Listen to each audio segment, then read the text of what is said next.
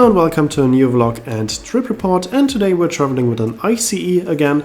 We're taking an ICET from Würzburg to Passau, and here on the map you can see our route today. We're starting early in the morning at the main station of Würzburg. First things first, I needed to get a coffee, so we went to McDonald's for a short moment where I got a coffee for free, luckily, and then it was time to head to the platform around 7:30. The train was supposed to leave, and here we can take a look at the train arriving.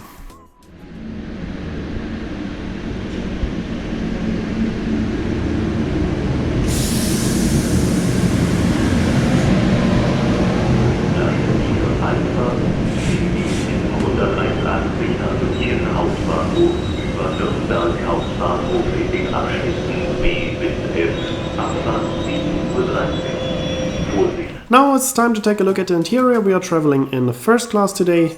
We were sitting in a bay of 2, and we have, of course, very comfortable seats, folding tables, movable armrests, reading lights, sun blinds. Seats are, of course, adjustable, and we do have power sockets as well, so a very good interior, quite comfortable seats. Shortly after departure, the sun started to rise, and it promised to be a very beautiful sunrise. Here we are at the city of Kitzingen, crossing the River Main, and the sunrise got more and more beautiful. More colors from yellow to gold, orange, and even deep red. So that was very scenic, and we will be able to enjoy this now for quite a few minutes on our way to Nuremberg, which will be the next stop of the train. And here you can see how beautiful this sunrise was. It was absolutely beautiful to sit in this comfortable train and enjoy watching this beautiful sunrise.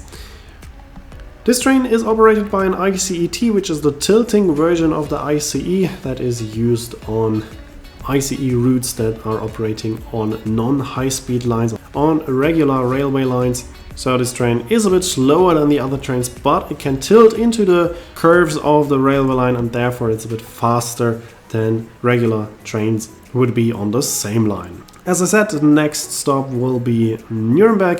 Before reaching Nuremberg, we are going through the station of Fürth without stopping. Those cities are very close to each other, so therefore no ICE trains are stopping at Fürth.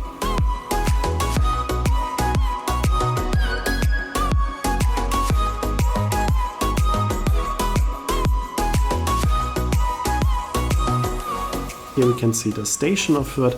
We are going just a few minutes on to Nuremberg, so if you want to go to Fürth, you can take any regional train back to Fürth from Nuremberg. These cities are almost grown together, so there is no nature in between those two cities, just some industrial areas. So this is a big metropolitan area, and here we are now reaching the main station of Nuremberg, where you have further connections to almost all destinations in Germany, so this is a quite important railway station.